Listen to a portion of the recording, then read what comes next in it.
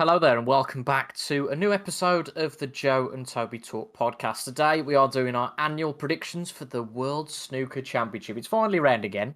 It's the middle of April, and it's actually a year to the day since we did our last prediction show. Exactly. And an interesting World Championship coming up for the snooker. It seems to have all come round so quick. I was only thinking myself the other day, I couldn't distinguish between the last two World Championships. I was watching the draw on Thursday. And I thought, right, they're going to bring the reigning champion Ronnie O'Sullivan out, aren't they? And I thought, no, that was 2 years ago. So in the COVID world, everything's got very, very muddled. But today we're going to talk about the 2022 World Snooker Championship, which some are calling the most open championship for a number of years.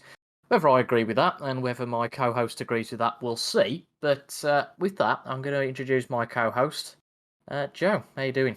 Yeah, very, very good. I'm super excited for the tournament to start on Saturday as we are recording this. And just a quick word about last year as well. You say we did this a year ago to the day. And I just wanted to say thank you really to anybody that listened to that last year, because we had 14,000 views on that podcast from last year, which is absolutely crazy. And I know we check in with the channel now and again, and we always laugh really at how well that's done, considering this is a brand new channel really, and it's only got 100 subscribers, I think 158. So that was a big success for us last year. So hello if you've come from last year's video to this one, and hopefully you enjoy our thoughts and opinions on this year's World Championship. But I'm really looking forward to it. I know you are as well, Toby, and I think it is going to be a cracking tournament, because this is going to be the first one that is completely COVID free, if you like. Since the start of the pandemic. Of course, 2020 was pretty much completely without fans. Last year, I think it was half full until the final. But this year we're at full beans from the start of the gun really. So yeah, it should be an absolute cracker, as Dennis would say. I don't think we're going to talk about Dennis and John today, are we? It looks like they're going to survive, so that I'll be happy with that. Well, yes, But you, David Hendon's got inside sources on that, which take that how you will. but But as I said to you yesterday, Dave Hendon's the snooker version of Andrew Benson, so we'll see if that comes up or not. But just a word from me about last year. I do worry that if 14,000 people watched and any of them followed my betting tips, I'd just like to say in the past, the present, and the future, we haven't got a solicitor, but if we did have that small text, I take no liability whatsoever for anybody who might lose money for any of my predictions. But you're absolutely right about this year being full capacity again.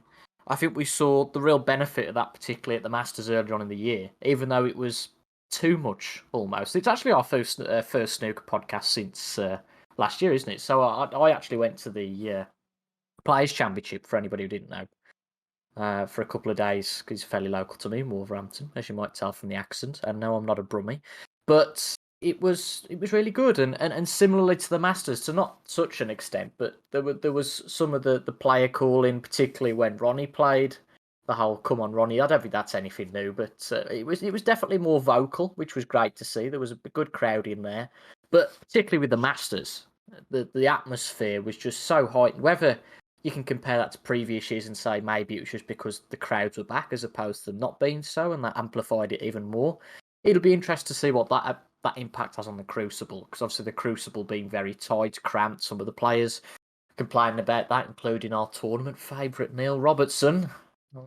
How he's going to fare this year. But as you say, really excited. I think we've got some shock qualifiers this year that I didn't expect. I watched some of the Judgment Day stuff, and certainly a couple of shocks, weren't there? yeah, absolutely. And yeah, we are going to sort of quickly talk about qualifying really, because I think that there's some players that you would have expected to qualify that haven't, and maybe some have even dropped off the tour that you wouldn't have expected. So we will have a quick talk about that. It was very, very interesting. I looked at the number of players seeded 17 to 32 that made it through, and I believe it was less than five. I think it was more like two or three that made it through in the end that were some of the top seeds in qualifying. So that was a big shock. But of course, you had the likes of Ding Junhui and Stephen Maguire in there. So qualifying as tough as ever. I don't know what your opinion was on the fact that they stuck with the best of 11 matches and didn't go for best of 19 from the start. I know that caused a little bit of controversy. I don't know what your opinions are on that. I don't think it's a massive difference, to be honest. I think, without sounding harsh, 'cause obviously we know all the players on the tour are excellent and certainly could beat me on you in a drop of a hat. But, best of 11 with that standard, I think that the best players will flourish. I think ultimately, if you make it best of 19 from the start, it is just too taxing on anybody. I don't know if there was anybody who was, I suppose, when Michael White comes to the form with that. If you play 4 best of 19s in the week before, God help you when you come to Yeah. the Crucible itself. So that there is that element to it, I guess. But for me, no, I don't think there's that much of an issue. If they'd stuck it down to something comical like best of 7s, then that would be a bit farcical. But I think best of 11's acceptable, really, for those first 3 rounds. Yeah, I agree with that. Yeah, fair enough. I sort of agree with it. I think you touched on the standard of play. I think if we had some of those matches were dreadful in the first round of qualifying, to put it bluntly, and if that was elongated over 19 frames, I think we could have had players struggling to pot a ball by the end of it, and could have had some matches going long into the night, which we already did.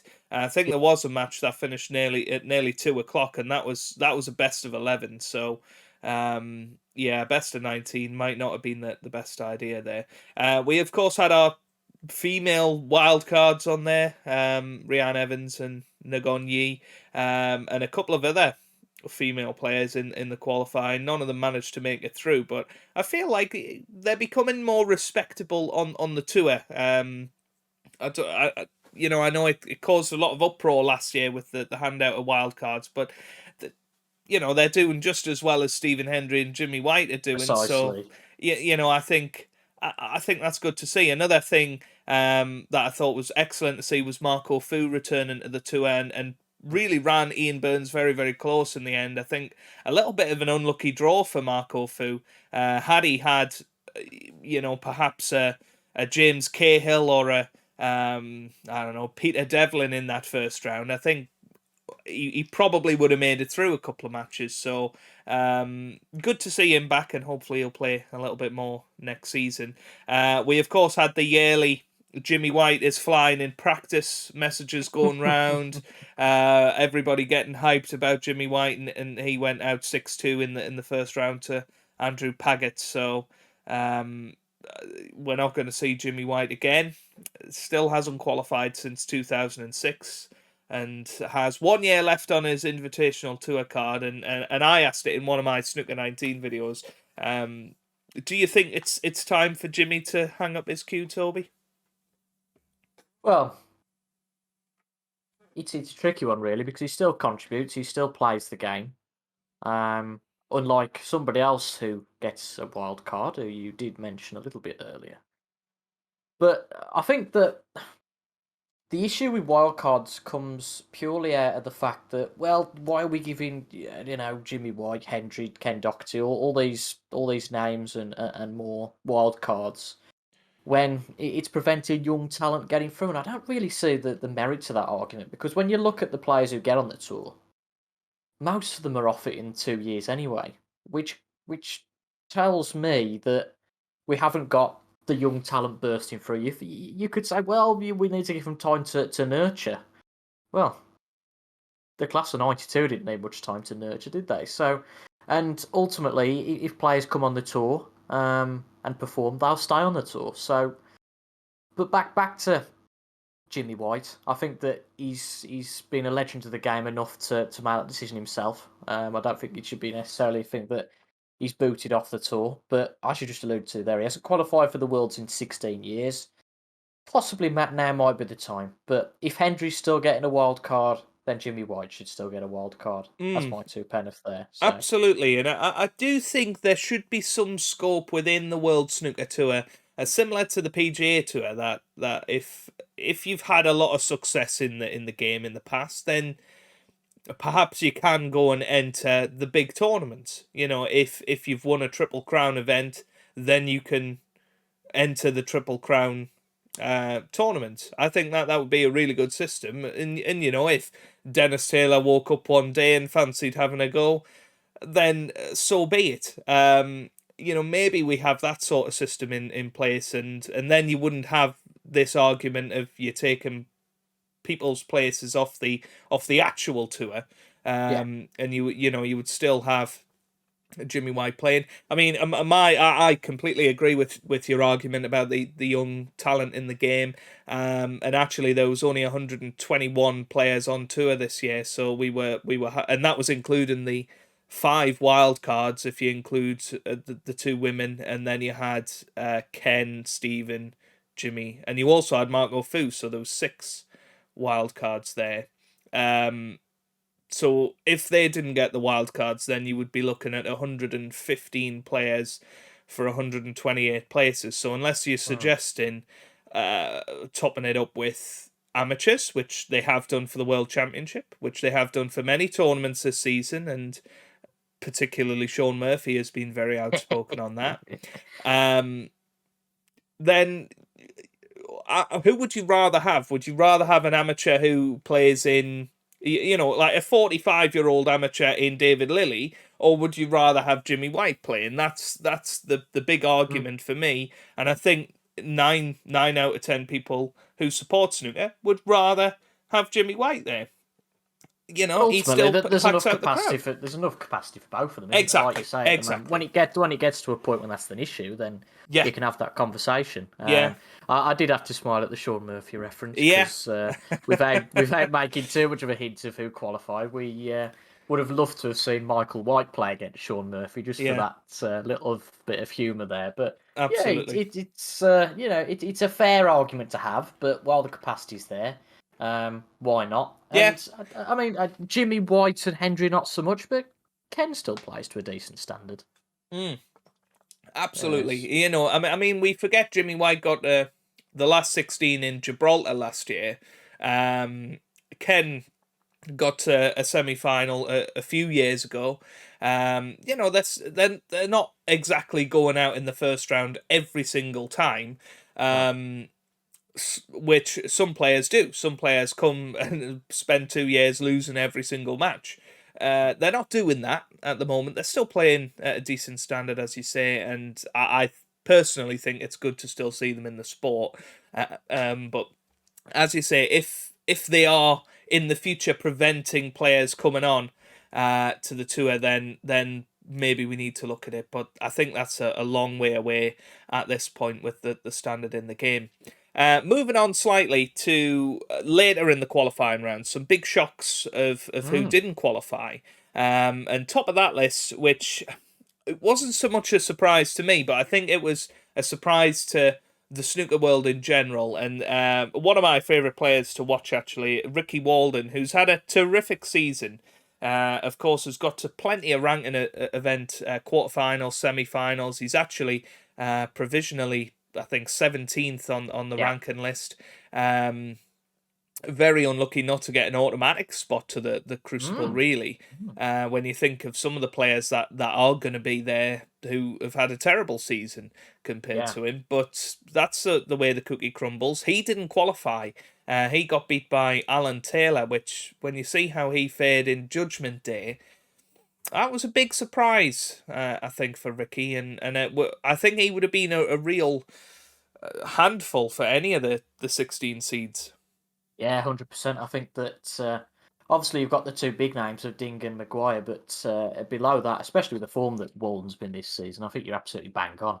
Again, going back to when I was actually there in February, what I could testify to, I mean, his performance against Mark Williams to come back in that match from down in the doldrums to go and win that was unbelievable. So yeah, that was really one of those that you thought this is a shoe in. There were some of the qualifying tie-ups that you thought, oh, this could be tight. But Ricky Walden, yeah, as you say, especially just purely taking rankings into account in that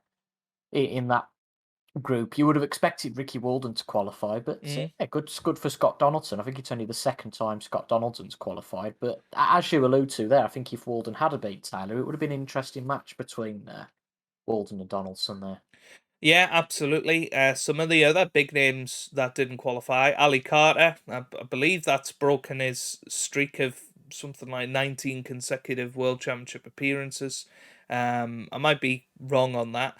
But he went out, of course, to Matthew Stevens, who was fighting for his place on the tour actually at the start of qualifying. But he's had a decent end of the season. He's had a few wins under his belt, and I think that'll be a good match in the first round when we get to that.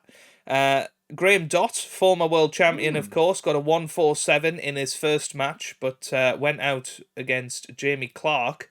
Ryan Day got absolutely thumped as well. These players that you would be expecting to see. Robert Milkins, who's just won the Gibraltar Open. Fan Zhengzhi, the European Masters champion. He didn't qualify. Massive names really that haven't gone through. Tom Ford, who seems to qualify every year, and not do a lot. But one of the highlights for me was Liam Davis, a 15-year-old Welsh player, and we've seen him in the shootout quite a bit, and he has played at the Welsh Open in the past, I believe. But he actually won 2 matches and took Jordan Brown to a decider in the second to last qualifying round, and it would have been crazy to see how he would have got on at the Crucible at the age of 15. Yeah, well, it would have been 2 amateurs against one another, wouldn't it, if he'd have beaten Jordan Brown? But what little bit I did see, admittedly, I didn't see much of his play, but I know Jordan Brown was massively complimentary about him and the way he played and the way that many snooker players do. That he was the better player and he should have won. But yeah, he was very complimentary about him, and a really nice story, definitely. So yeah, that's where we ended up with Judgment Day. And just to run down the qualifiers, you had Scott Donaldson go through, as you mentioned before, beating Alan Taylor 10-1. Liu Hai Shan beat Dominic Dale 10-4. Dominic Dale, of course, received a bye as he would have been playing Liang Wenbo in the previous round. Stephen Maguire beat Zhao Yulong 10-7, and Zhao Yulong has got a bit of World Championship pedigree, and that was a good victory for Stephen, I think. Michael White, the only amateur to qualify, he beats Jordan Brown 10-8.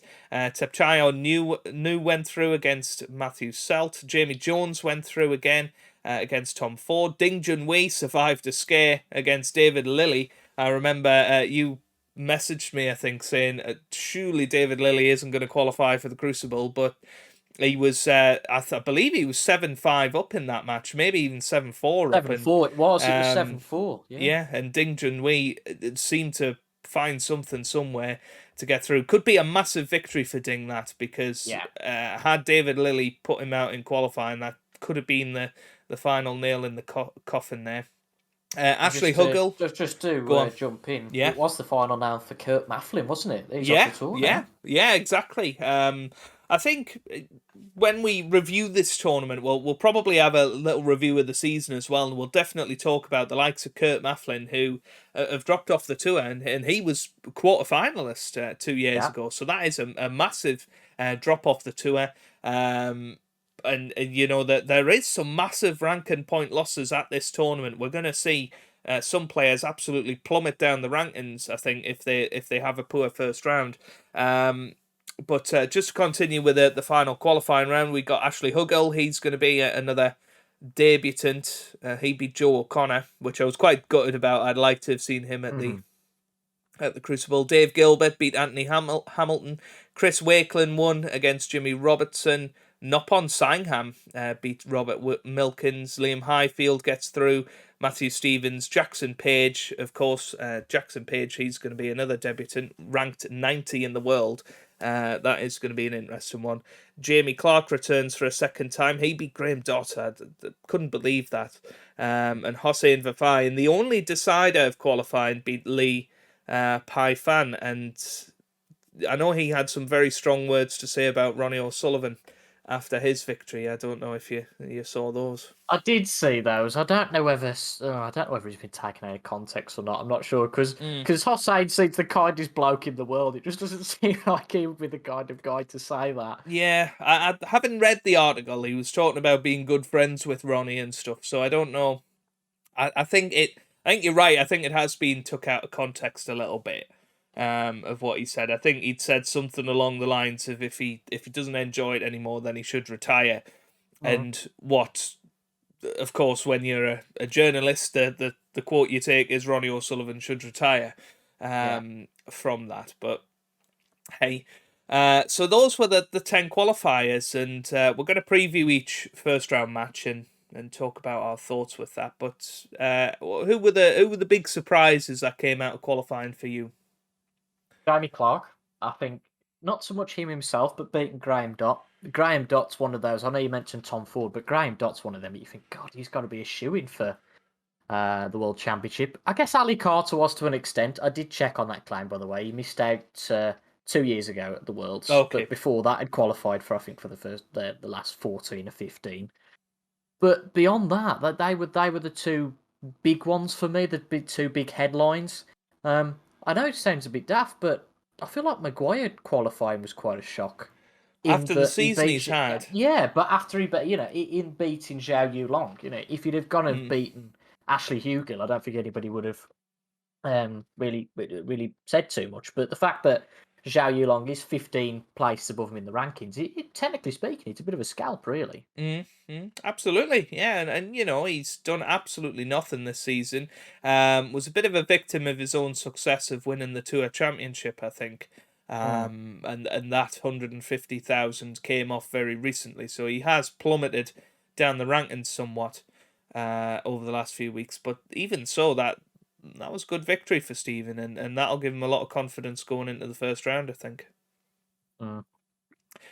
So, 100%. yeah, that's the qualifying section done. Of course, we'll talk about the qualifiers a little bit more as we talk about the first round matches. So, of course, the way we're going to do this is go down the way it is in the draw. So we'll start with the number one seed, the defending champion, who will kick off our tournament on Saturday morning at 10 o'clock on the BBC, with Mark Selby taking on Jamie Jones in the first round over the best of 19. How do you feel about that match? How do you know much about Jamie Jones, and how do you rate his chances against the jester from Leicester?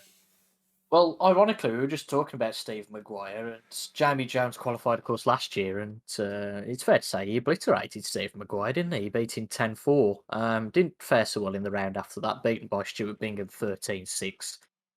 Mark Selby, though, there are two players here, and this is what makes this, I guess, a bit of an open championship, but not so much, and I'll talk about that a little bit later. The two players I feel that could be the biggest question marks coming into this tournament are Mark Selby and Judd Trump. Now, Mark Selby first off, because he's not had the best season. He's openly admitted that he's had some mental health problems, which he has had for a number of years, which he's dealing with and getting help with that, which is magnificent to hear.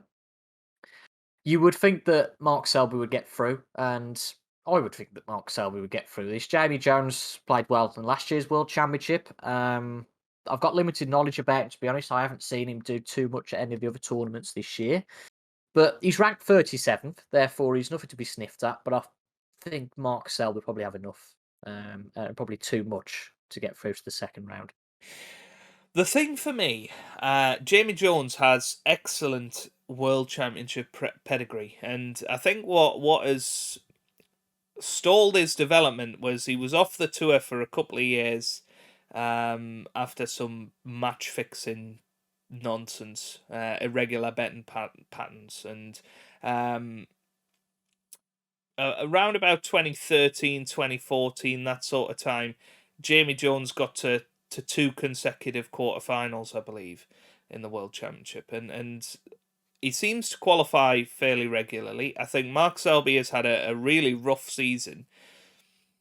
It was a very good performance from Jamie Jones against Tom Ford. I believe he was 8-0 up, I think, in that match. Mm. And I've actually gone for Jamie Jones in this one. The Ooh. defending champion does tend to have a little bit of a curse on them in the first round. And the fact it's getting all done in one day, if Jamie Jones comes out 6-3 in that first session, coming back in the evening session, I don't know if Mark Selby will have enough to get back from that. I think the first session is obviously the massive one for me, and yeah, Mark Selby's done not a lot at all this season, so I've gone for Jamie Jones for that one. Interesting. Interesting. So you're coming out with the shocks already, are you? Coming out with the shocks already, yeah. So yeah, very interesting. I don't know if you've got anything else to say about that match, but it's No, I have to say, I feel like it's great that we disagree 'cause it's boring if we say, yep, yep. Well, I agree with that. I think this is probably one of the safest matches of the round, personally. I think that I agree with the whole Crucible curse, but I just don't see Jamie Jones being one of those shocks. But it's great that you do because it provides some variety. fair enough. The second match I want to talk about is who will play the winner of that match, and that's the match between Yan Bingtao, who's had a bit of a quiet season Mm. really by his standards, and Chris Wakelin, who again is a player that doesn't really do a lot but seems to qualify for the Crucible quite regularly. Took Judd Trump to a decider a few years ago. I think he did all right last year as well. So, yeah, how do you see that one going? I'm going to get boring again, aren't I? I'm going to go with Bing Tao. You alluded to, interestingly, there that Bing Tao's not had a big season, and I think you're right. He was, at one point, he was really the next big thing, and on his own, really, of being the next big thing. We've had the revitalisation of Luca Brissell this year. We've had Zhao Xingtong come forward and, of course, win the UK Championship. But just looking at how Yan Bingtao has got on this year, it's been a bit of a quiet one, it's fair to say. He got to the semi-final of the Northern Ireland Open. He did get to the final of the German Masters. But I think I'm right in thinking that he got whitewashed there, didn't he, by Zhao Xintong? Yeah, he did 9-0. God. Um, Yeah, but that all that being said, I mean, I'm saying Yan Bingtao's had a terrible season, then I'm backing him to win this. So I'm not exactly using my argument too brilliantly here, but yeah, I think it's another one where, like you say, Chris Wakelin's a good player, has played well, but I do think Jan Bingtao will come out and win this match. yeah. I agree. I think I've got Jan Bingtao to have a good tournament actually. Um, yeah, I think he'll be a little bit too strong for Chris Wakelin. When you look at his as Jan's matches a little bit closer, he's gone out in a lot of deciders. So you know, perhaps we're being a little bit harsh on him, but by his standards, I think it's been a little bit of a quiet season. But hopefully, you know, he'll refine that form because I think he is good for the game. You know, a young player that I think plays proper snooker, isn't just all flash. He does have a very good all round game. So it'll be good to see him go through hopefully. But yeah, seeded 16, so only just made it to the Crucible, in place of Ricky Walden, and that shows how much he's fallen really because he was comfortably in the top 10 this time last year. Yeah. But yeah, both going for Yan Bingtao there. The next match is Barry Hawkins versus Jackson Page, and this could be one of the more low key matches of the first round. You know, no disrespect to either player, but there are some real blockbuster matches in this one, and this isn't one of them that you'd really track. But I think I can tell where you're going to go with this one, but we'll see Jackson in a minute. Page. Uh, No, joking. uh, yeah, I mean, I'm going Barry Hawkins as well. I think Barry Hawkins has proved over the years he's a very, very strong Crucible player. He seems to have come back to form this year, back into the top 16, of course, and hopefully he's there to stay. Hasn't won any big tournaments this year, Barry, but certainly has been in the business end of tournaments, and think he did he get to the final of the Masters? I think he did, didn't he? Yeah, he got to the final of the players as well. And the players, yeah. Yeah. And, you could say that he's been one of the best players. Yeah. Ultimately, when you come up against Neil Robertson, who's been the player of the season, I think anybody's going to struggle. So, yeah, Yeah. he's played well. He's been in Got to good the form. semis of the UK Championship as well. So I think over the long format, Barry Hawkins is definitely favourite. Jackson Page has got some talent, no doubt. I think he might be a little bit raw for the Crucible this year, but I'm happy to be proven wrong. But yeah, Barry Hawkins to go through Yeah, there. 100%. The next match is one of the highlights of the round for me. I know, again, Michael White will probably be a player that you've not really come across too much in the past, but a two-time ranked event winner, and he's going to be taking on, of course, the three-time world champion Mark Williams, which he's much fancied for the title this year. He's had an excellent season. How do you think that one's going to go, and what are we going to look out for in that match? Well, you can't see me on my webcam, and you'll probably know this already, but I've got a little bit of a grin. I'll be going for Mark Williams here, and there's a reason why. You'll find that out a little bit later. I might have already given the game away. But yeah, you're right. I've not come across Michael White too much. Obviously, being the only amateur to qualify for this, I think what I alluded to earlier about Mark Selby and Judd Trump being the players you're not too sure about, and the ones with the biggest question mark. I think there's only three players that you've got a definite idea about, and that is Mark Williams, John Higgins, and Ronnie O'Sullivan. I don't buy this rubbish, especially anymore.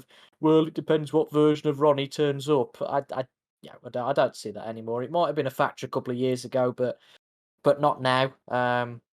We'll talk about Ronnie a bit later, but yeah, I think that Mark Williams is going to have a really good tournament. Michael White's done brilliant to get through, but similar to a lot of the other ties, I know it's fairly boring, but it's just really what I think. I think that Mark Williams is just going to be too strong for him. Yeah, Mark Williams won the British Open, of course, back in August, so was back in the winners' enclosure.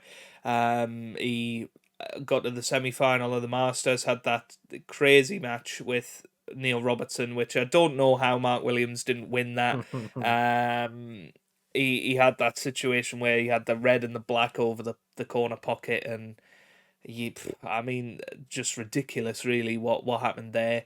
He got the final of the shootout as well. So, he has had a good season. Lost out in a very close match with Ronnie. I think that the question marks for me with Mark Williams this season, which I'm sure we'll get to with another class of 92 member, and that's his bottle. And I think he has admitted that his bottle might well have gone. He's lost a lot of agonising close matches this year, and I do think it's going to be tested later on in the tournament. I do think he will come out on top against Michael White. I think they'll be closer than you perhaps think. I think possibly a 10-6, 10-7.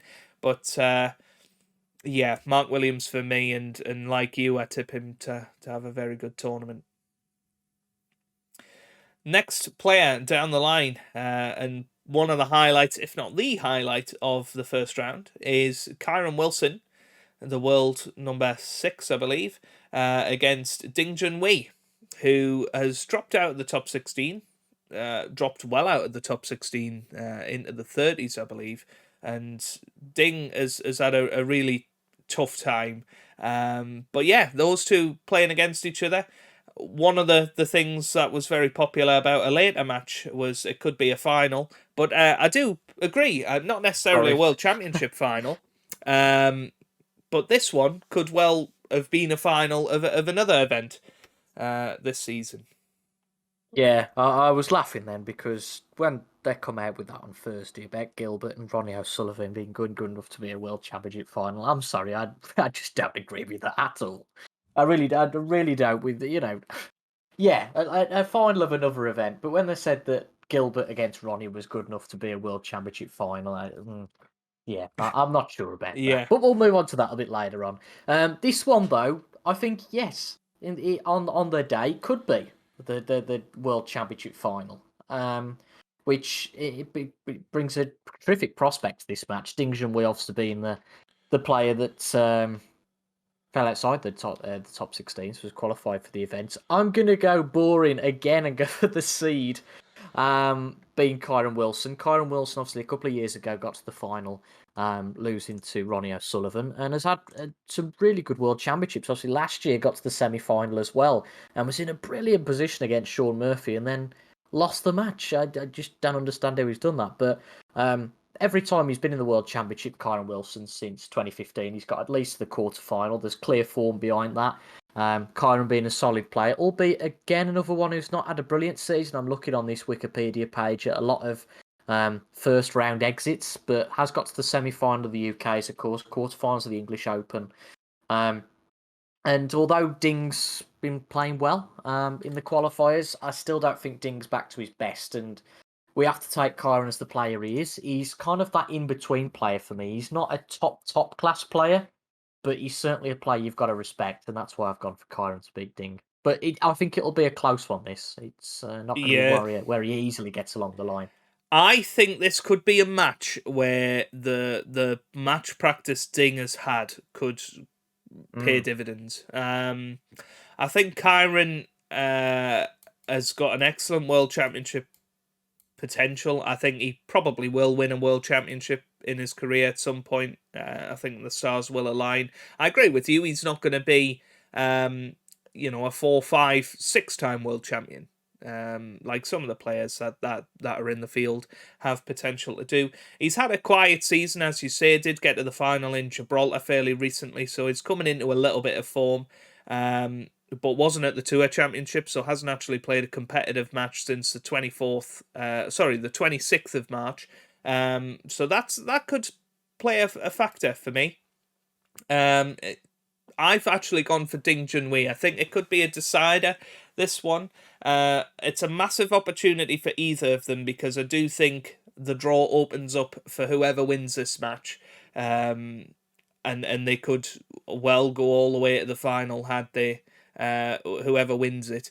But we will see. We'll see how it goes. I've went Ding to shade this one, and there's not many matches that you would bet on where Ding is very much second favourite with the bookies. He is very much. He's 6-5, whereas Kyron is odds-on favourite, of course, and rightfully so. But I do think Ding will come out on top because of the match practice. Next up, one of your favourite players, Stuart Bingham. Again, a very, very quiet season. We've been saying this a lot about the top 16. I think we could have a big shake-up over the next season or so. But Stuart Bingham is taking on Liu Hai Shan, and I think he will be delighted that he's got somebody like Liu and not a Stephen Maguire or a Ding Junhui, because I think Bingham would have been under massive pressure there. But I think he'll feel a little bit more confident with that. Very quiet season, as I say. Got the quarterfinal in Gibraltar. But other than that, I can't really think of any performances of note in particular, other than a semi-final at the Grand Prix. But I know he's one of your favourite players. How do you see it going? Well, don't forget, he nearly won it last year. Yeah. I had a brilliant run to the semi-finals in Bingham. As you allude to, Liu Hai Shan, he's one of the qualifiers that you'd probably like to face. He's got to the World Championship twice, and in 2018 did get to the second round, actually. He was a first-round exit in the year, the second year he qualified, beating Marco Fu, interestingly, in 2018 when he qualified for the tournament. But again, you'll have no surprise here. And it might be worth backing a couple of my bets because they're quite boring ones. Again, for the sixth time, I'm going to go for the seed. Stuart Bingham. It's an interesting group of qualifiers this year. And I guess maybe not the strongest field of qualifiers, but that apart, I think that Bingham will win this one. Whether he'll get much further than that, we'll see. I think that over a best of 19, I guess Bingham could be termed a similar player to like Barry Hawkins in this, in that he will get through the first round, I think, quite easily, as Barry Hawkins tends to do, and then he'll start to struggle because although the draw's been kind to him playing Liu Hai Shan, playing Kyron or Ding in the second round is certainly quite a task, isn't it? Yeah, I agree with that. I think Stuart will get past Liu, but that will be as far as he goes, because Kyron or Ding, I do think they're going to be stronger. Whoever comes through that marathon match is going to have a lot of confidence, and I think they'll just have too much for Stewart for a little bit later on. But I agree with you. I think he'll get through. He's got decent World Championship pedigree, very quiet season. I wouldn't be surprised if he went out in round one, but I do think he will go through. Next up, another player with recent World Championship pedigree is Anthony McGill. And of course, he got the semi-final 2 years ago, got to the quarters last year, beating Ronnie O'Sullivan in the second round in a decided frame. But he's sort of riding off those two successes because he doesn't seem to do anything else. But with the lack of tournaments over recent years, a good run in the World Championship will have you in the top 16 for a little bit. And Anthony McGill is taking on Liam Highfield, who, again, not necessarily the strongest qualifier on paper. And I think Anthony McGill will be very happy with that, because again, if he was taking on a Ding or a Stephen Maguire, you'd be counting him second favourite, I think. Yeah, I think you've hit the nail on the head there. And no surprises, I'm going with the seed for the 7th time. It's Anthony McGill. For me, who's going to get through in this one. As you allude to, he seems to just be one of those players who turns up for the Crucible. It was 2 years ago now, wasn't it, that we had that bonkers semi-final between him and Kyron Wilson. Yeah. God, that seems like yesterday, doesn't it? That was an unbelievable final frame decider. If you haven't seen it, go and watch it. Spoiler alert, he doesn't win.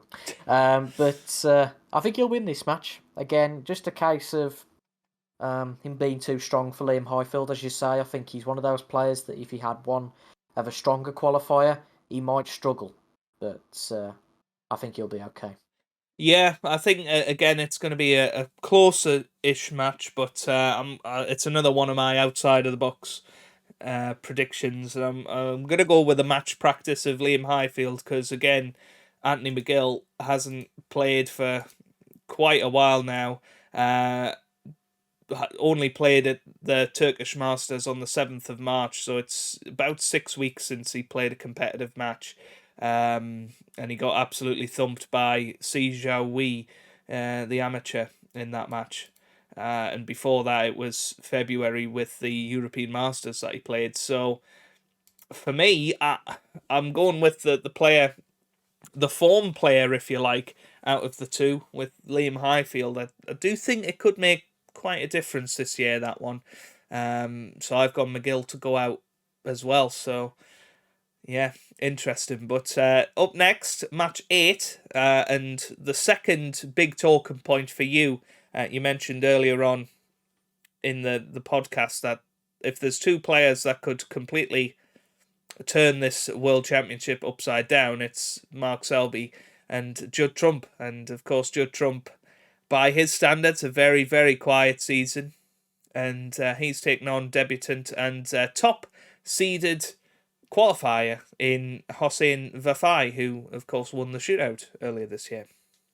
Yeah, well, I'm a fan of Vafai, and Judd Trump's had some results this season that I don't think you would expect in previous seasons. Now, he's not going to back up what he did last year. He won 6 events last year, which was unbelievable. I think we have to add, obviously, with a COVID hit season as well, there's some changes there. But I've gone for Vafai to win this one. Trump's had, as I say, some results this year that last year you wouldn't even comprehend. I'll give you 2 as an example. I don't want to bore you too much, but he lost to Joe Perry in the Welsh Open final. That was a crazy result and completely un-Judd Trump-like. And then just a couple of weeks ago, lost in the first round of the Tour Championship 10-6 to Luca Brissell. Judd Trump, to me, just isn't the same player.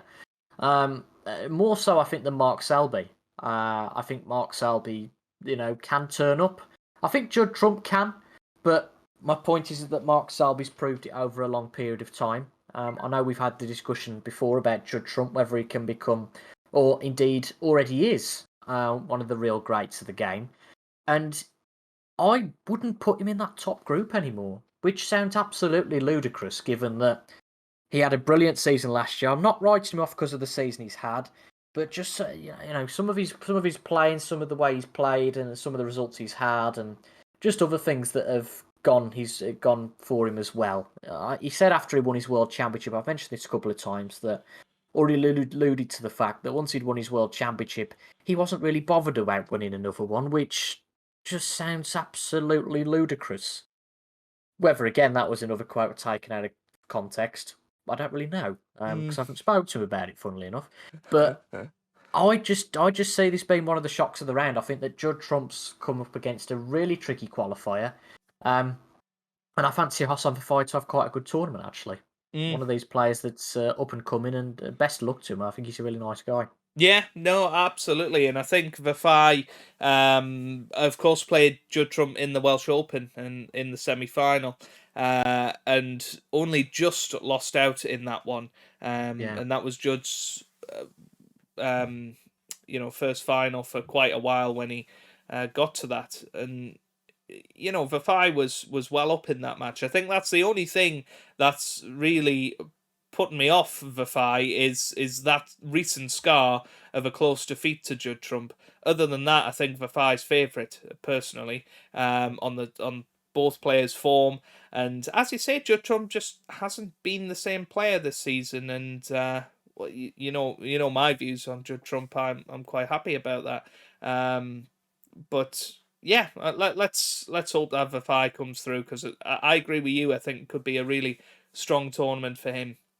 But yeah, both agreeing for once on that one. Next up, one of your favourite players again, and of course the star of your Snooker 19 career mode, Neil Robertson, who always seems to go into the World Championship as favourite, and then something or other happens. He's taken on debutant Ashley Hugill, and that's looking like one of the more predictable matches of the round, would you say? Yeah, well, thank goodness. It looks like we're going to agree again, because I've gone for Neil Robertson to win. As I alluded to, there's only the class of '92 that feel like there's a consistent chance, and Neil Robertson obviously being the player of the season. I don't think you can argue against that too much. But there's just something about the Crucible that Neil Robertson doesn't like, and I think that's going to haunt him again this season. But to back against him in beating Ashley Hugill would be ridiculous. So I'm not going to do that, and I'm going to go for Neil Robertson to win. Yeah, not much to say about that. We'll certainly talk about his tournament chances later on, but a Neil Robertson victory there. One of the more intriguing first round matches for me is Jack Lazowski versus Matthew Stevens. Now, again, Lazowski, another player that's had a very quiet season and still hasn't won that first ranking event. We keep saying it's going to come, but it just doesn't seem to happen. Somehow he's still in the top 16, but taking on Matthew Stevens, who I did say has found a little bit of form towards the end of the season. So I know you're not the biggest fan of Jack Lazowski. How do you see this one going? I'm going Matthew Stevens. Yeah. To win this. I think most years I go against Jack Lazowski because, again, he's just one of those players that you don't know what version of him is going to turn up. He's a very attacking player. He's a joy to watch sometimes when he's on it.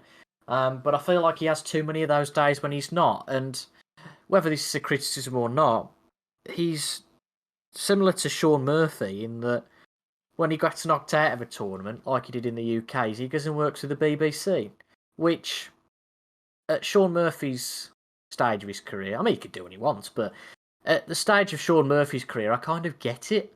Jack Lazowski, not so much.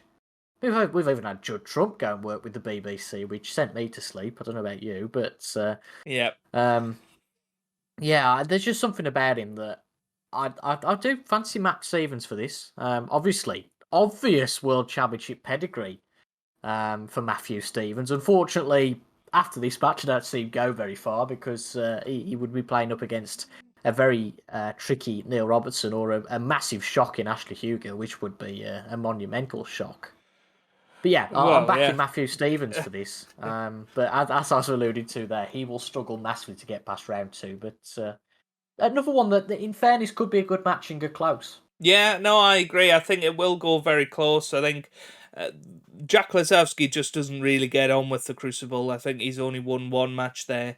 and then got absolutely thumped by John Higgins. So he's not proven himself over the best of 19 yet as Jack Lazowski, or indeed the best of 25 as well. I've gone Matthew Stevens. Again, Matthew Stevens is one of my favourite players, so it's a little bit biased, but I'd love to see Matthew Stevens win that, and I think it'll be a closer match than you'd think against Neil Robertson, but I don't think he'll get through. If Ashley Hugill does get through the Robertson match, keep an eye on Matthew Stevens, because he could well get to the semi-finals with some of the players that are in this side of the draw. But that would be a massive result for him, and would have shades of Alan McManus's run a few years ago. Anyway, one of the highlights of the season has been to see Luca Brissell playing well again. I know you're a fan of Brissell, and he's taken on Noppon Singham in the first round, who I believe beat Sean Murphy a couple of years ago in the first round. So, and I think took Mark Selby to 13-11 or something like that. Yeah, So, I remember that being quite close. Singham, a good World Championship player against a player who's never won a World Championship match before. Which way have you gone with this one? Well, that's an interesting point, isn't it? Very interesting point. But Brissell, I'm really looking forward to seeing how Brissell gets on. He's had a wonderful season. I'm really happy for him, because he did show signs a couple of years ago of coming through, and then just really ballooned and went off it. But he's come back onto it this year, which is great to see. And that's why I've gone for him to beat Noppon Singham. Interesting you say though about Matt Stevens maybe making the semis with the players on that side of the draw. You really think he'll beat Brissell or Higgins? I just can't see that, because well, I'm presuming you've gone for Higgins to beat Tepchire and not the other way around. You know, I have gone Higgins. I have gone Brissell as well. We might as well mop these two up in the same. Yeah. It's just interesting to see how we look going further on into the tournament. Yeah, because, absolutely. Yeah, I think that some of these matches, particularly looking at Brissell and Higgins, I think that particularly Higgins, but Brissell first, as we were talking about him first, I think it's going to be a good match. But I think Brissell will get through. Higgins more of a dare I say a whitewash possibly. I know we were taking the mick the other day when the draw came out and saying Higgins 10-0 when the result came out, and the draw came out and saying Ronnie would win 10-0 and Robertson would win 10-0 and all the rest of it. But obviously we don't mean that. Well, we might do. But I think there could be a whitewash this year in one of the matches. I wouldn't be surprised. I'm looking at that Neil Robertson match as a potential, but no, I think Tepchai will probably do a little bit better than we're maybe expecting. He was incredible in qualifying, and he is actually an incredible player who is a very, very heavy scorer, and what we call a streaky player. Now, over the best of 19, a streaky player doesn't tend to do well. He's perfectly capable of beating John on his day, but Higgins has had an excellent season. Brissell's had an excellent season. I can't see it not being round 2, Brissell versus Higgins for me. Yeah, exactly. And equally, you talk about Tepchai being a streaky player. He might have been a player off the tour if he hadn't qualified. Yeah, so yeah, it's absolutely crucial absolutely. that he did. Yeah. And he's had a very quiet season, as we've said, but there was something about the way Tepchai was playing in qualifying. If he can replicate that in the actual first round, I think Higgins has got his hands full, but I do think experience will prevail. Now, moving on to perhaps the player of the season, arguably the player of the season. I think one of only 2 players to win multiple ranked events this season, and that is Zhao Xingtong, who is, for the first time, seeded at the Crucible.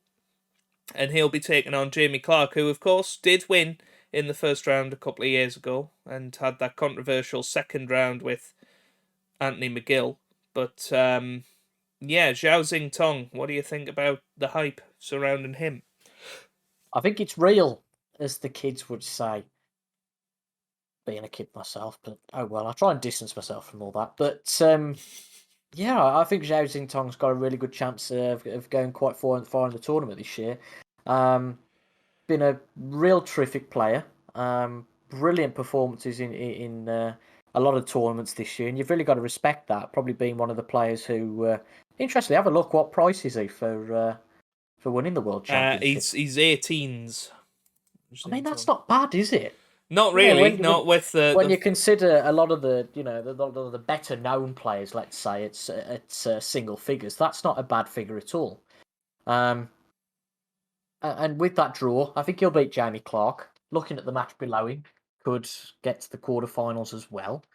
And yeah, I think Xingtongs could have a really good chance, and I think that he's a player that hopefully will continue to be one of the brightest talents in the game and realise that talent. I mean, to be honest, he might go and win the UKs and that be it. For a lot of players to win a UK championship in their career is a great accolade, but I think he's one of those that he's probably a step above and can go a lot further than that.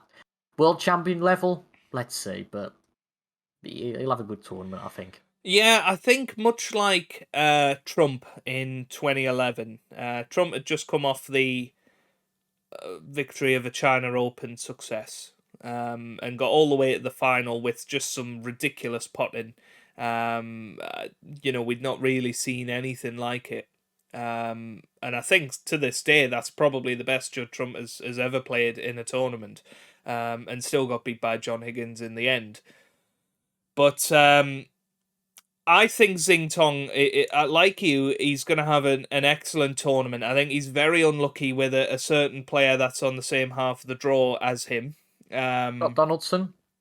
Well, yeah, we'll I was see. gonna say Sean Murphy, but We'll he see. probably But well, get me on you know, Twitter. I think in general there are a lot of stumbling blocks for Zhao Xingtong to win his first World Championship, and if he does win it this year, it will be one of the strongest roads to the final I think you will ever see, and roads to victory. Other than Jamie Clark perhaps in the first round, after that it's all going to be uphill, I think. But yeah, I think he'll comfortably come through the first round. Uh, there is going to be a lot of expectation on him at this tournament, and that could perhaps play its role. But no, I think he's an exciting talent. I'm looking forward to seeing how he gets on, and fingers crossed he can do something positive at this tournament. But you mentioned the match below, Sean Murphy versus Stephen Maguire. I think in past years would be the highlight of the round, but both players incredibly quiet seasons, particularly Sean Murphy. Um, that's going to be a very interesting match, and it might not be the standard that you think it would be when you see those names on paper. Yeah, it's a good point. It is a good point. I think that what you said earlier about match practice might do Steve Maguire the world of good, but I have gone for Sean Murphy here. I have as well. Um, Yeah. I just think that between the two, it should be a great match. Okay, the standard might not be as good as it was before, but it's still going to be a great match. I think this one is going to be. But I think either player, are they going to get past Sing Tong? Probably not. Yeah, I agree. I think Sean Murphy will come out on top against Stephen Maguire. As much as Maguire is a strong player, doesn't have a great first round of World Championship pedigree, and against somebody like Sean Murphy, who got to the final last year. Don't forget. I think Sean Murphy is due one of his strange upward spirals where he'll play unbeatable snooker for a few months and then go out in the first round again. I think he's due one of his purple patches, and I'm backing him to start that against Stephen Maguire in the first round of this tournament. On to the last two matches then. We've got Mark Allen versus Scott Donaldson, which could be an interesting match. And of course, Ronnie O'Sullivan versus Dave Gilbert. Let's start with that Allen and Donaldson match. Mark Allen is one of the least predictable players in the whole tournament for me. he's either going to get to the semi-final or he'll go out in round one, in my opinion. He's that sort of player. I've gone with the latter this time. I have actually gone with Scott Donaldson to provide one of the shocks of the first round. Because I'm not convinced by Mark Allen, and he's ranked number 15 in the world for a reason. I think he probably will drop out of the top 16 next year. A lot will depend on how many ranking points he can pull out of this World Championship, but even if he does get through the first round, I don't see him getting much further. Yeah, I guess the only saving grace is the fact he won the Northern Ireland Open this year, didn't he? So Yeah. that might help him. But yeah, I've actually gone with the same. Scott Donaldson for a lot of the reasons that you've identified there. Remember that it could have been worse for Mark Allen, as we alluded to earlier on. It could have been Ricky Walden.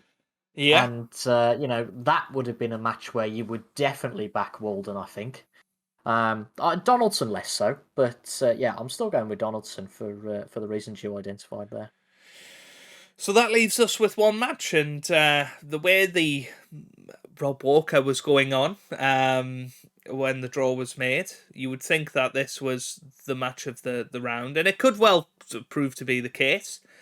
But Ronnie O'Sullivan versus Dave Gilbert. Now, Gilbert has dropped out of the top 16 now, of course. Hasn't had a brilliant season by his standards. Did win his first event. I can't remember what tournament it was. Was it the Championship League? Championship League, yeah. Which, it's as much a first ranking tournament victory as Vafai's shootout, and say that how you will. But Ronnie O'Sullivan, I think, will be too strong for Dave Gilbert. I believe they played each other in the first round a few years ago, actually.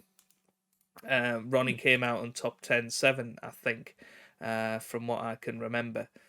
But that might be my memory eluding me. But I don't know. I've gone for Ronnie O'Sullivan, of course. I don't know how you feel it will go. Yeah, it's going to be Ronnie, isn't it? It's going to.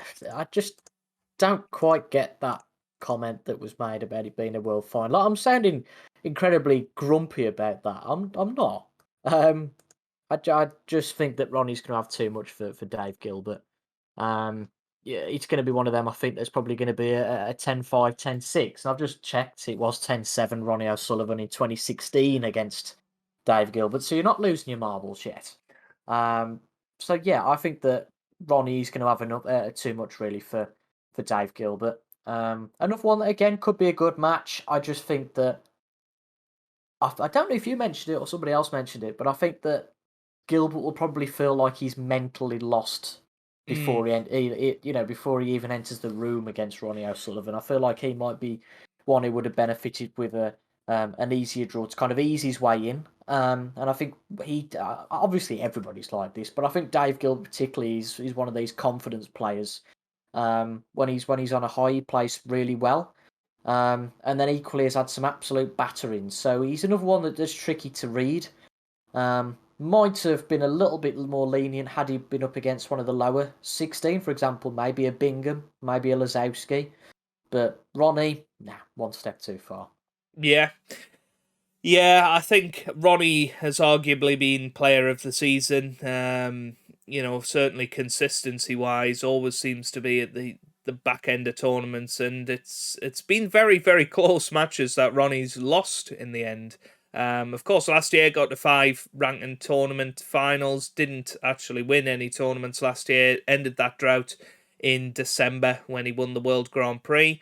Could easily have won the Tour Championship, but lost in the semi-final to Neil Robertson 10-9, so he's coming into the tournament in good form. And there's just been an aura about Ronnie O'Sullivan this season of wanting to prove people wrong. And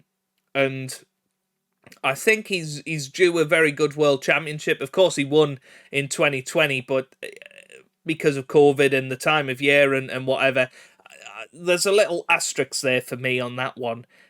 He hasn't had a real deep, proper World Championship run since 14 when he lost in the final. I think he's due another good run in front of a full crowd. And I think he's going to win this match against Gilbert quite comfortably. It'll suit him playing early in the tournament as well, on Saturday and Sunday. So, yeah, I can't see Dave Gilbert challenging him really. And I don't know if you've seen the comments after his qualifier. He said there was 4 players he wanted to avoid, and Ronnie was top of that list. So, it goes into that mentally beaten before he even starts. So yeah.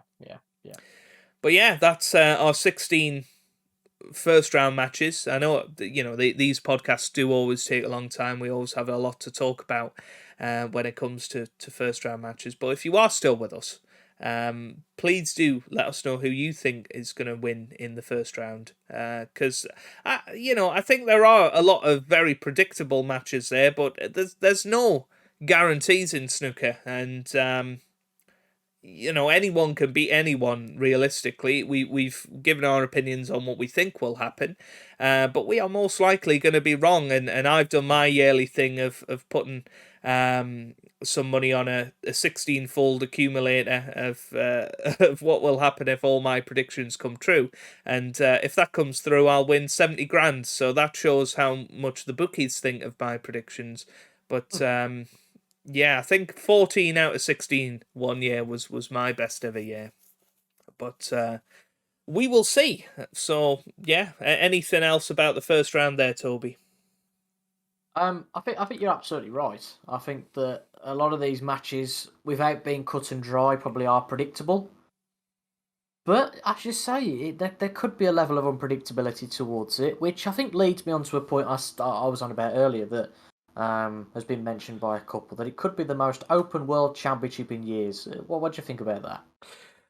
I think we'll certainly see. I think you'll see from my semi-final predictions, at the very least, what my opinion is. I think the draw has been a little unkind for a lot of the form players. I think they're going to come up against each other fairly early, and that's maybe what'll make it more open than other tournaments. Right. But as long as it's not ridiculous, I think it would be quite nice to see a surprise name in the semi-final. Yeah, 100%. But I do think it will be somebody that has won the tournament before that will ultimately win the tournament again this year. I don't think we're going to have a first-time winner. But Come on, I've waited an hour. Who's going to be in your semi-finals? So, in my semi-finals, I've got Yan Bingtao coming out on top in the top quarter. So I've got him to beat Jamie Jones in round 2, and then beat Mark Williams in the quarterfinal. I think that'll be a 13-12 thriller. And then he's going to be playing Ding Junhui, who's going to beat Kyron. You can interchange Kyron's name for Ding. I think if Kyron comes through that, Kyron's in the semi-final. Ding's going to beat Hossein Vafai in the quarterfinals, and Vafai is going to beat Highfield. And we'd already alluded to Ding perhaps beating Stuart Bingham. In the other semi-final, I've actually gone Luca Brissell in the semi-final to beat Neil Robertson in the quarters, just because Neil Robertson's going to have an off day more than likely at some point in the tournament, and I think that'll be it.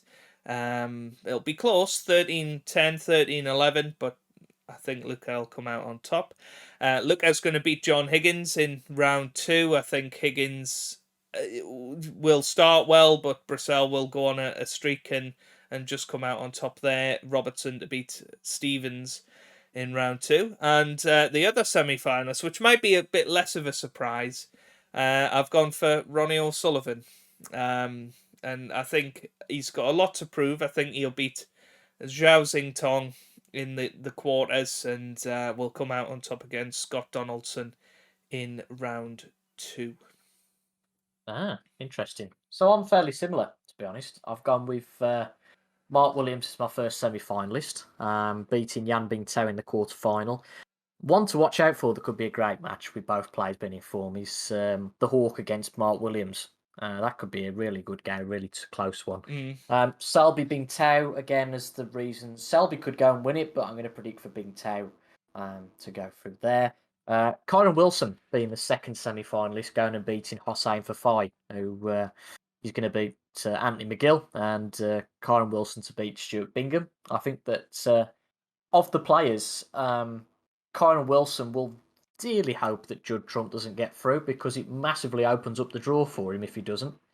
Obviously, with it being Bingham, then one of McGill or Fafai to get through to the semi-final, and I think he'd back himself to get to the semis there, so that's why I've gone with Kyron Wilson. Mm-hmm. And then on the bottom half of the draw, it's the rekindling of the old classic, the Wister Wishaw against the Rocket. John Higgins against Ronnie O'Sullivan.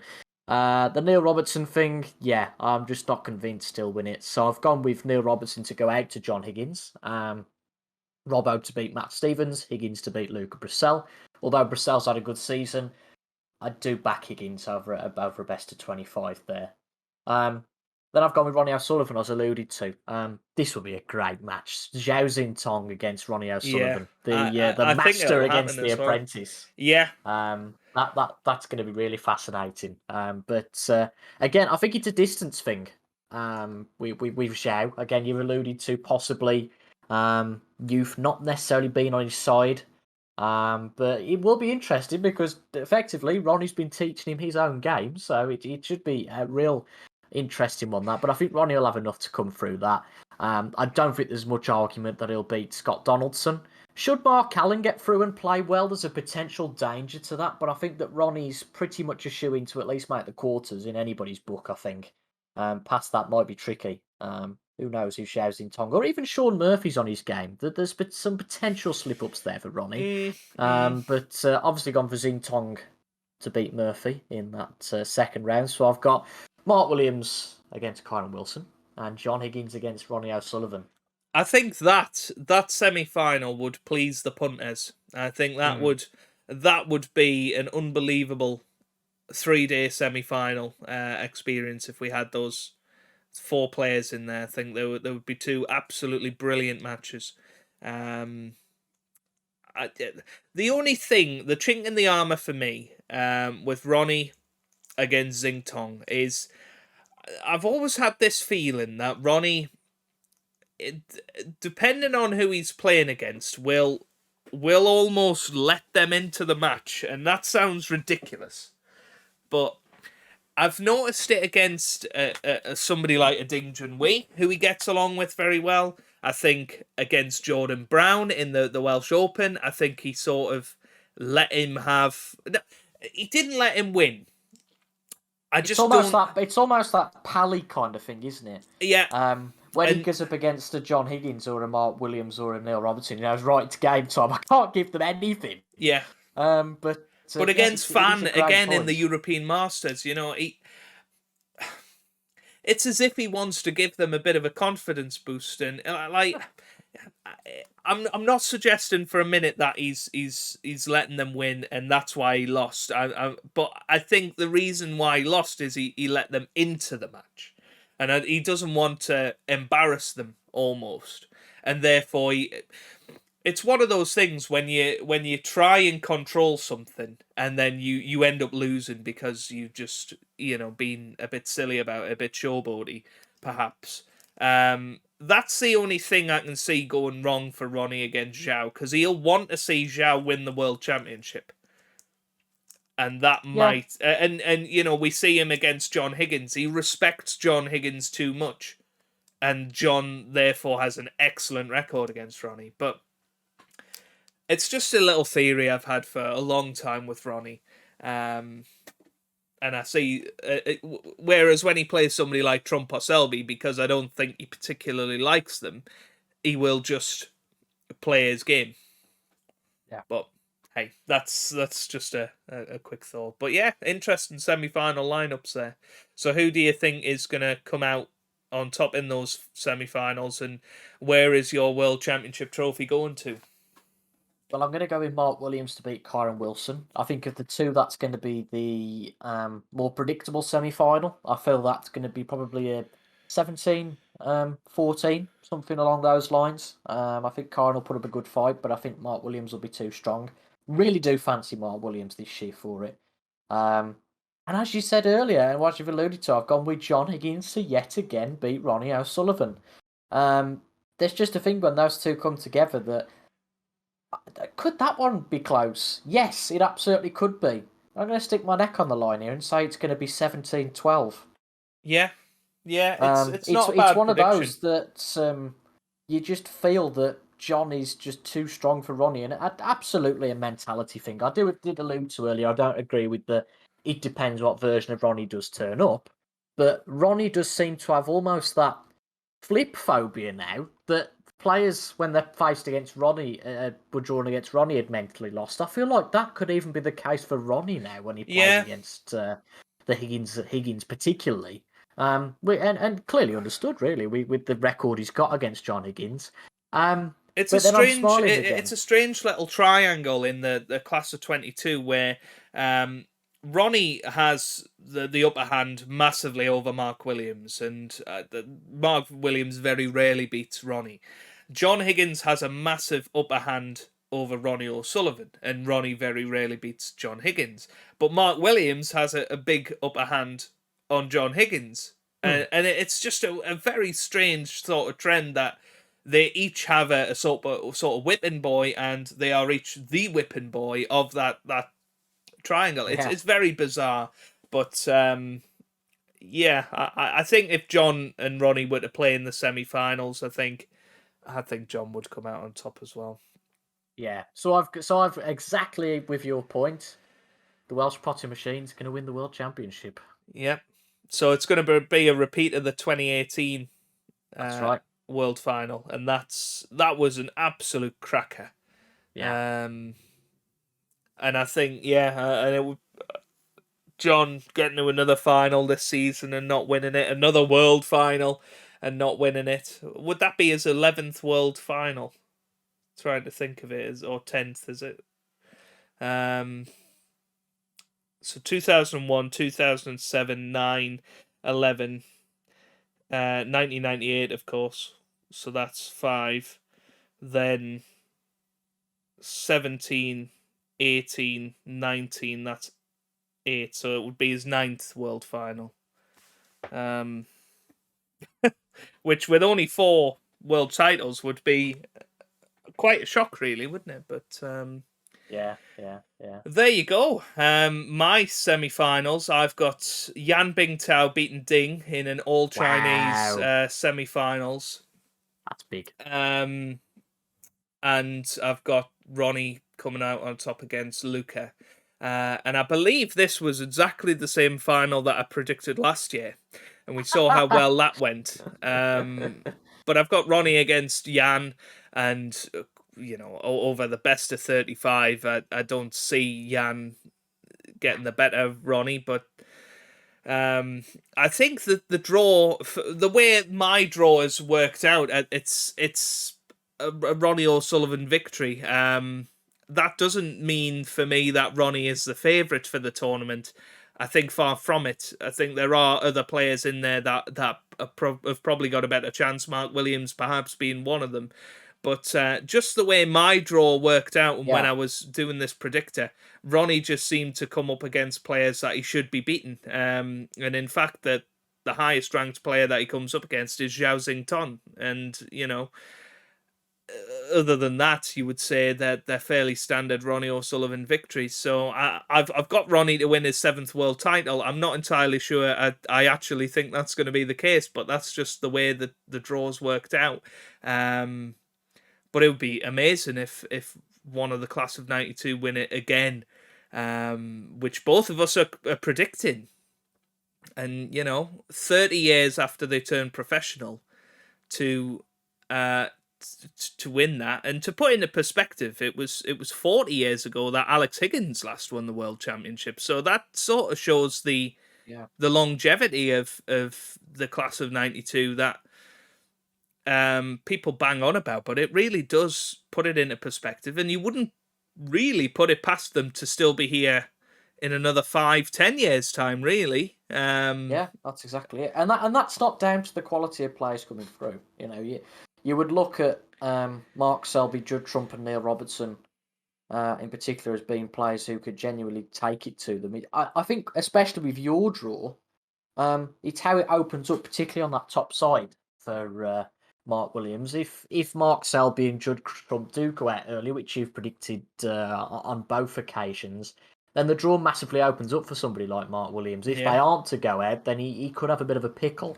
And then on the other side as well, obviously, Ronnie's got the fortune that Robertson and Higgins are on the other side of that bottom half. Yeah. And I think that this time last year, obviously without the emergence of Xing Tong, you'd probably be saying Ronnie's an absolute shoo-in to get to the semis, wouldn't you? You'd think, well, Ronnie's got quite a good run to the semis. It's, as you say, it's that Xing Tong factor that could be interesting. And to be fair, I guess the Mark Allen factor as well, because as we've said, we don't fancy him to win it, or at least win the first round match. But an informed Mark Allen equally could beat anybody and could be a shock. So I guess it is just the way that in particular your draw has opened up. But my draw as well. I think that Judd Trump going out early is a big caveat there. Does Mark Williams beat Judd Trump in a semi-final? I'm not so sure. Because if Judd Trump does beat Fafai, he gets to the semis. I can't see him falling against McGill. He's got a good record against Kyron Wilson. I don't think he'd lose against Mark Williams. I guess similarly with Selby, if he beats Bing Tao, do you see him losing against Mark Williams? Again, I'm not sure, which is a very strange statement to say, Mark Williams, I don't trust him that much, but he's going to win the World Championship. That's a very contrasting thing to come out with. But... Well, because I think both of us, with Ronnie and Mark, they could blow away the competition and win the tournament, or they could have a mediocre match and get dumped out, and that's the beauty of the World Championship for me, and that's the beauty of these long matches where things can change, momentum shifts can happen. Even if Ronnie O'Sullivan is 10-6 down in the quarterfinal to Zhao Xing, he could still come back and win 13-12. Like, it's just the absolute beauty of the tournament, and nobody out there is going to truly predict what is going to happen. I'd be, mesmerized if somebody gets every single match correct. There will be some shocks in there. Joe won't be winning £70,000 on round one as much as he might hope that he will. It's an absolutely beautiful tournament. They should never ever change it. This is the big thing. There's been lots and lots of talk about moving it from the Crucible, shortening the format. And it tends to be from people that don't have a great deal of success at the World Championship. And it takes a different sort of player to win it. And I think that's what makes it what it is. And I certainly can't wait. But, we don't have much longer to wait. And we could be already wrong with our predictions by Sunday if Ronnie goes out to Dave Gilbert on Sunday afternoon. But we will see. We will see. But just a quick one. Obviously, Hazel returning to present the snooker, which is a welcome return. Obviously, she returned last year as well, but didn't do the UK's or the Masters. So I'm sure you will be tuning into BBC's coverage of the World Championship, Toby. No, I'll be watching Eurosport.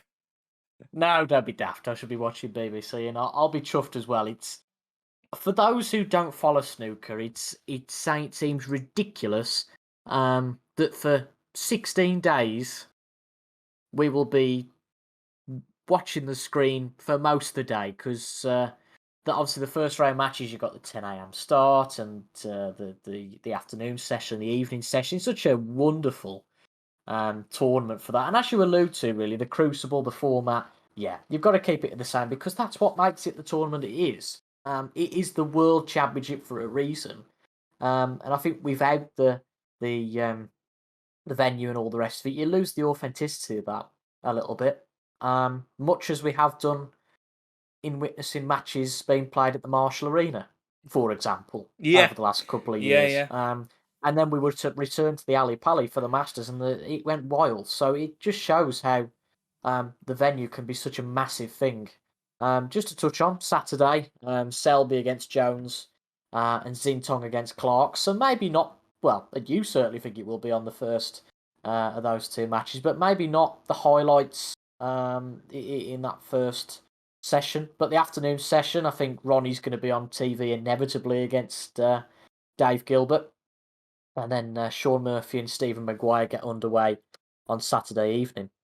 So that should be interesting. Just looking at some of the later ties kicking off. We've got Judd Trump, who doesn't get underway till a little bit later on in the week.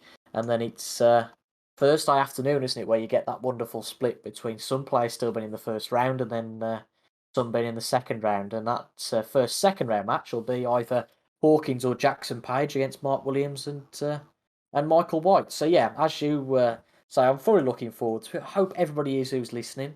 And ultimately, if you're not looking forward to it, I don't really know why you're listening at this point. So Yeah. we don't need to preach to the converted here. We know that if you're still listening at this point, we know that you'll be watching, and so we certainly will be too. Yeah. Now, just a little bit of fun to finish off.